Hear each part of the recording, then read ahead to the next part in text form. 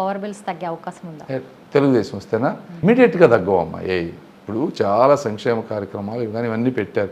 ఎవరు వచ్చినా కంటిన్యూ చేయాల్సిన పరిస్థితి ఈ రోజున. అర్థమైందా? అదే డిఫరెంట్ రూపంలో ఇప్పుడు తెలుగుదేశం ఇచ్చిన 6 సూపర్ 6 కానీ ఈ రూపంలో వస్తాయి. బట్ అల్టిమేట్గా ఒక అమ్మఒడి బదులు 2 పిల్లలు ఉంటే 2కి డిస్ట్రిబ్యూట్ చేయాల్సిందే. కాకపోతే డెవలప్మెంట్ చేసినప్పుడు మాత్రమే. ఇందులో 2 ఉన్నాయి. Power bills last time government పెట్టిన వాటికి వీళ్ళు కమిషన్లకు కక్కుర్తిపడి వాటన్నిటిని క్యాన్సిల్ చేశారు. ఓల్డ్ పవర్ ప్రాజెక్ట్స్ని, పీపీఏలన్నీ అవి క్యాన్సిల్ చేసి కొత్త వాళ్ళకి ఇచ్చారు. వాళ్ళు కమిషన్లు ఇచ్చినప్పుడు వాళ్ళు ఏం చేయాలా? కరెంటు బిల్లులు పెంచుకుంటారు.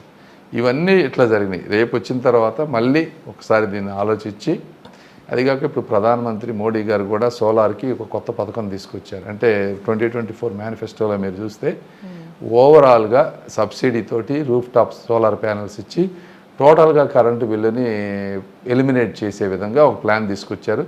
ఆ ఫండ్స్ని కూడా మనం వాడుకొని దాని కనుక కొంచెం ప్రమోట్ చేయగలిగితే కరెంటు బిల్లులు తగ్గేటువంటి అవకాశం ఉంది.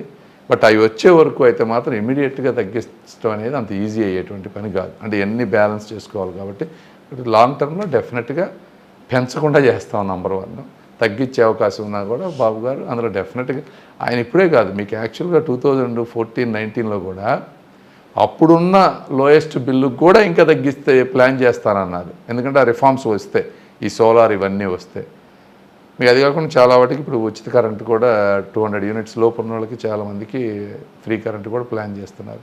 సో డెఫినెట్గా జగన్మోహన్ రెడ్డి గారితో పోలిస్తే 1000 రెట్లు బెటర్గా ఉంటుంది.